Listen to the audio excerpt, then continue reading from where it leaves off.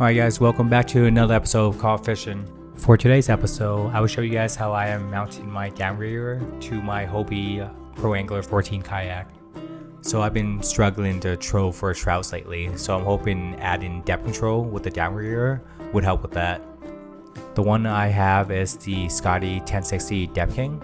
So I'm using this larger version instead of the smaller lake troller because of the retrieve rate.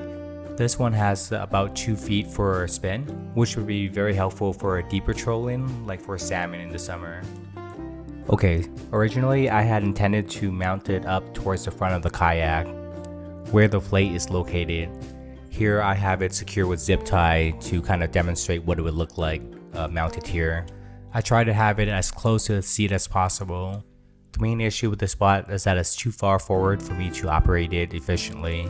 To reach it, I have to lean up from my seat or out of my seat, which makes it really not ideal when I'm pedaling. Alright, this is how it looks when mounted at that location. Let me show you guys another issue, is that the brake on the downrigger is actually blocked by the H-rail, which is going to be a deal breaker for this location. With those considerations in mind, my preferred location would be to mount it on the H-rail, somewhere right next to the seat. I'm looking at options that doesn't require me to drill into the kayak itself, and also something that is removable, so if I'm not using the downrigger, I can just take it off and just use the kayak as is. So something kind of like the H-rail accessory. Okay, the first option is this H-rail plates attachment that I'll link below. So this is a Hobie accessory with a flat surface that you can attach your desired equipments or mounts on. Here on mine, I have the Scotty mount as an example.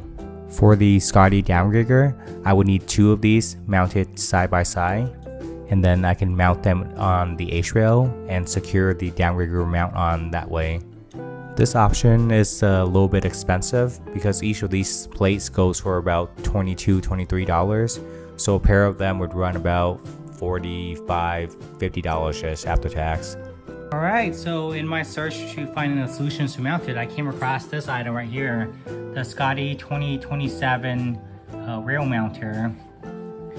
So the idea of this is just that it will mount right into your rail just like that with some screws and these 2 plates just squeeze together and secure it on like that. So let's see how this works.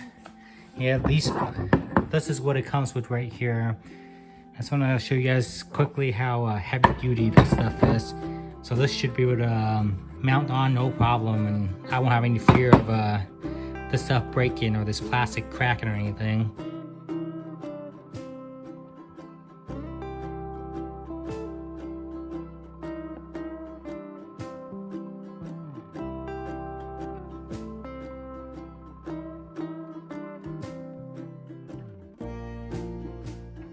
Alright, that's it.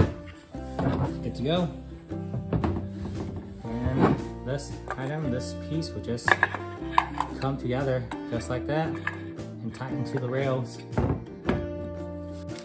Just trying to show you guys real quick. So it comes with the screws to mount your 1026 plates or mount this piece right here.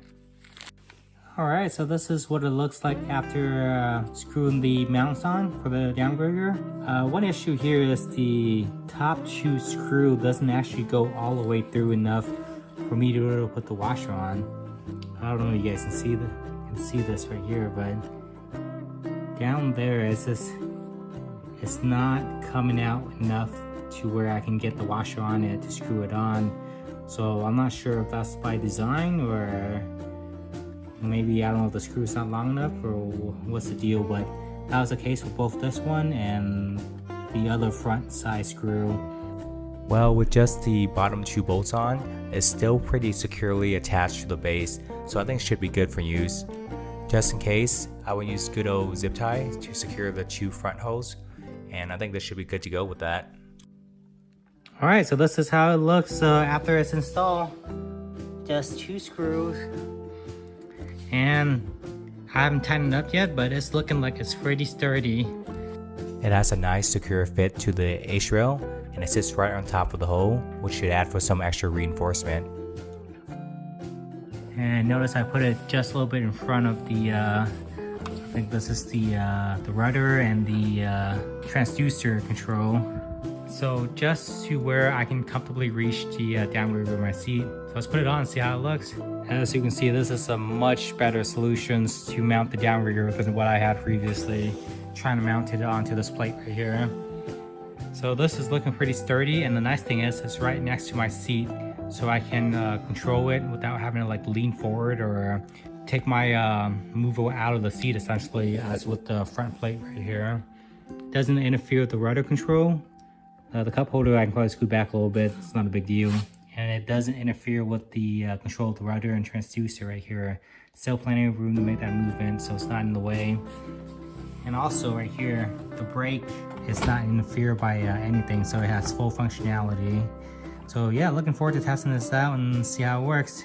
Alright guys, let's do some quick analysis while I'm unloading my kayak. Cost wise, I'm seeing them go for about $40 to $70 currently. If you can find them on the lower end or maybe even used, I think that would be the preferred options. Installation time, it takes about 5 minutes as you guys saw earlier. But the main benefits are that you don't have to drill anything. Everything comes ready and just plug and play. And it's also portable. Alright guys, so today we are testing out the downrigger mount and setup. So far it's looking pretty good. It's right next to me. Here's a life hack for you guys. I put the ball right in the cup holder of the Hobie.